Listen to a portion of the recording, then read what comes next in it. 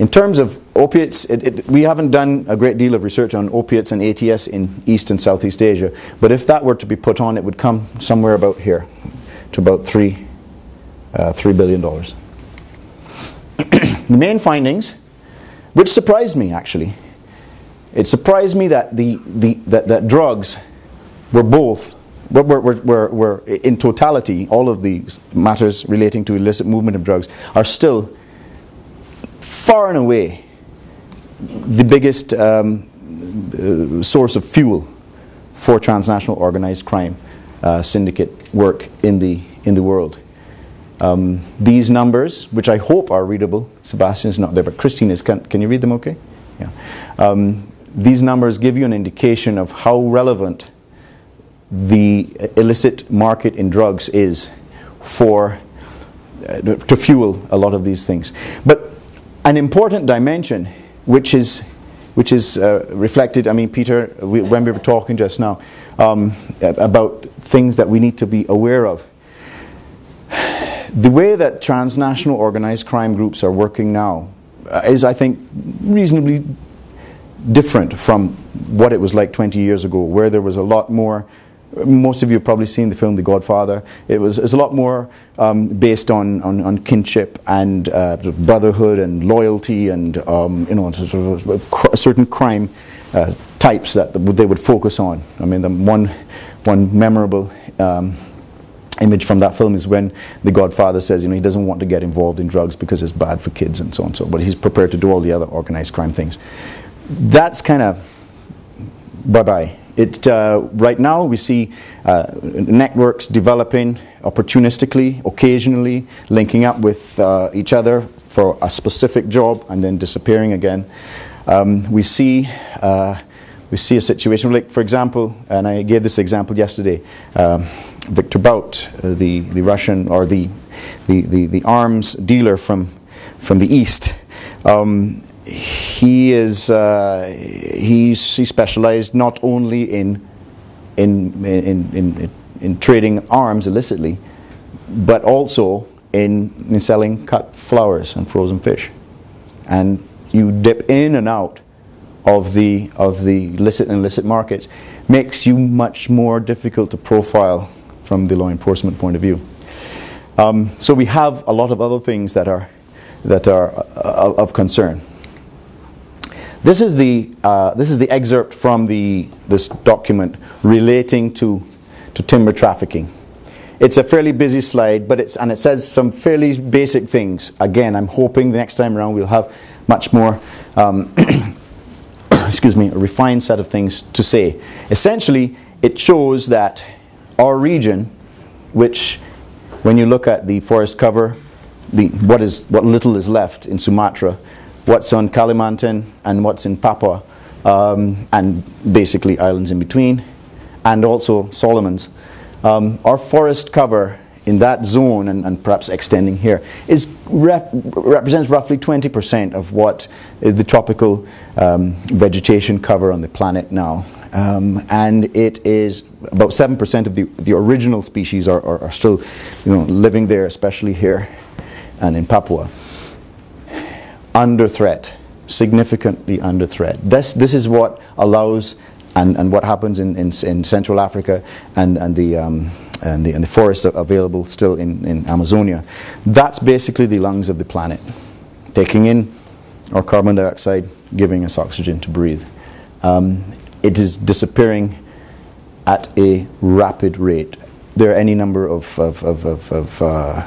measurements about the extent of the disappearance, but no one questions how fast.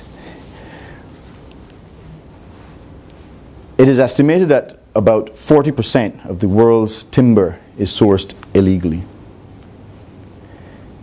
It is estimated that of that illegal movement of timber, 20% of it finds its way into EU, and about 25% of it makes its way into China.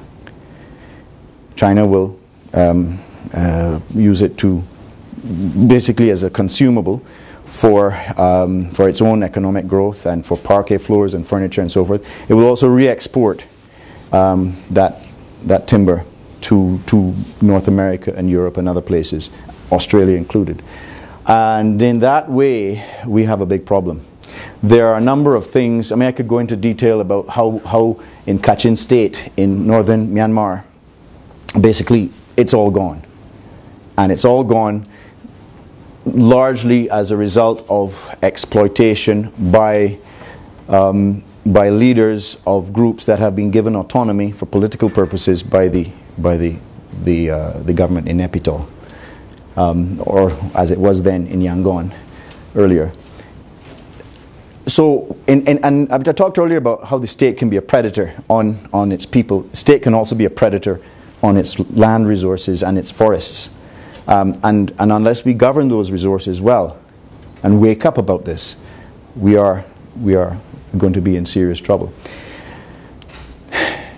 On the issue of drugs, quite a few slides, and I'm happy to whiz through them because they're all available for you to look at on the website.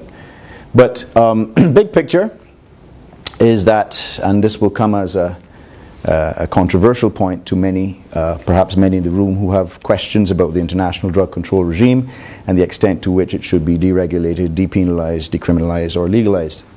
Happy to engage in that discussion too. But I think that, at least in my language, my vocabulary, I don't like to talk about war on drugs and this and that. I think that's a meaningless concept. Containment of a problem is probably a better one, at least in my view. We see an overall global decline in the production and consumption of opiates. Same thing for coca-based, botanically based plants. But we are worried about amphetamine-type stimulants, especially in our region, where about half of the world's meth seizures are taken every year. And where about just under half of the people presenting themselves in clinics for treatment live our region, East and Southeast Asia. This is why I say containment is working. The concentric circles are intended to indicate the following. This big circle represents the number of people between the ages of 15 and 64 who are alive on the planet today. The smaller circle represents this outer bound, and if you're thinking, is he talking about the line on the edge of the circle or the thickness of the circle? I have the same issue with our people in headquarters. I've asked them to change this 3 years in a row and it still comes back like this.